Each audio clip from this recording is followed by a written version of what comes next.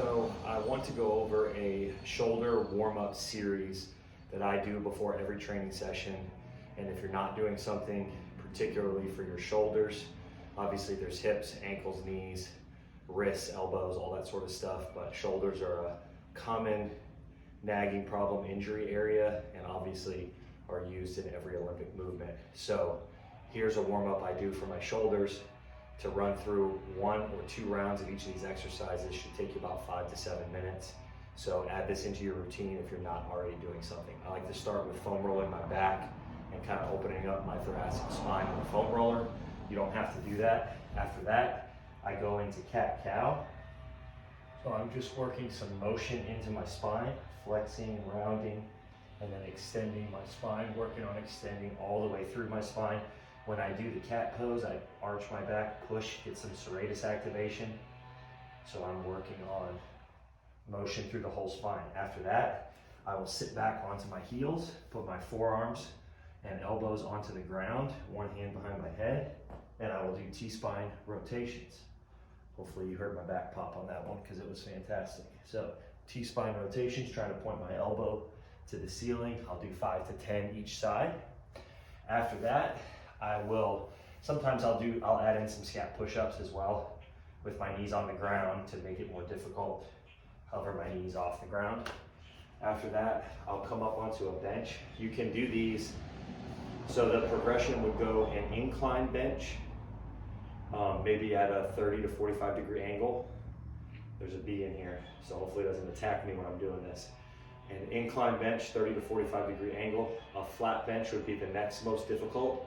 And then on the ground would be the most difficult. So I'm just gonna demo on the bench for ease of use. So I like to keep my legs, this is another reason why the bench is a little easier. I like to keep my legs to the side of the bench so I get a little bit of hip flexion because we don't wanna extend too much in the low back. So I'll get chin on the edge of the bench. I'll do Y, T, W. So the Ys, I'm raising at a 45 degree angle. Okay, you can also do I's, which are straight ahead, but I usually stick with Y. Remember, we're focusing on the muscles between the shoulder blade. So Y, I'll do 8 to 10 reps.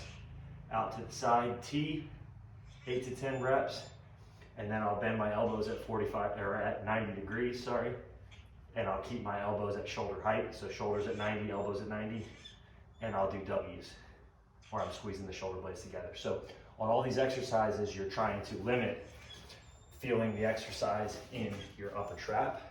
We want to limit shrugging up and feeling it in your upper trap, and you want to limit extension in your low back. So we want to really focus on those muscles that are attached to and in between, particularly in between the shoulder blades, to get those working. So Y's, T's, and W's, I'll knock out a set of those. Then I like to take change plates, which I did not immediately grab, but I'll take change plates where you can do 2.5 pound plates. I think 5s might be a little too much, but I'll do some internal, external rotations.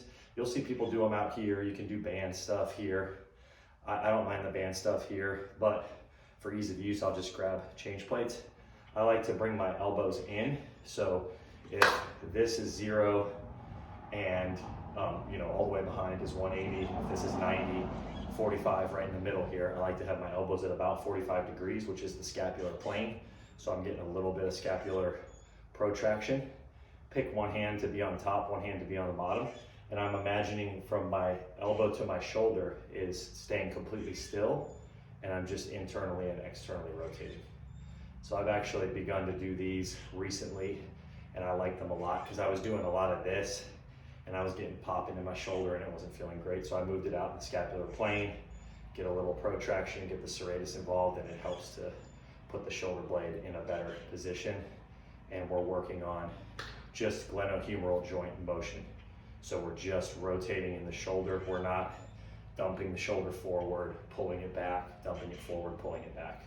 So less range of motion, but done strictly in the shoulder is better for that. And then the final exercise is the bee is beginning to attack me. The final exercise is a bottoms up kettlebell press. Grab a kettlebell. I suggest if you've never done these, start very light and work your way up, okay?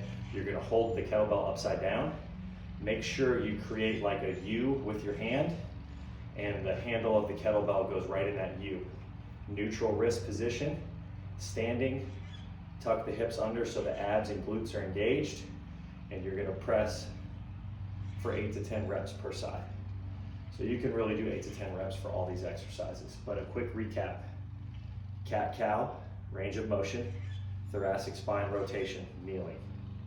Get up to a bench, start incline. No weights needed, you can just use your hands to start. Y's, T's, W's. Then come up, grab some change plates, get some rotation in, and finish with some bottoms up kettlebell pressing. You'll be ready to go right into your bar work. Still do a good thorough bar warm up to work on technique, but also specifically pressing, holding the bar overhead in your lifts. So give that a shot, hope it helps.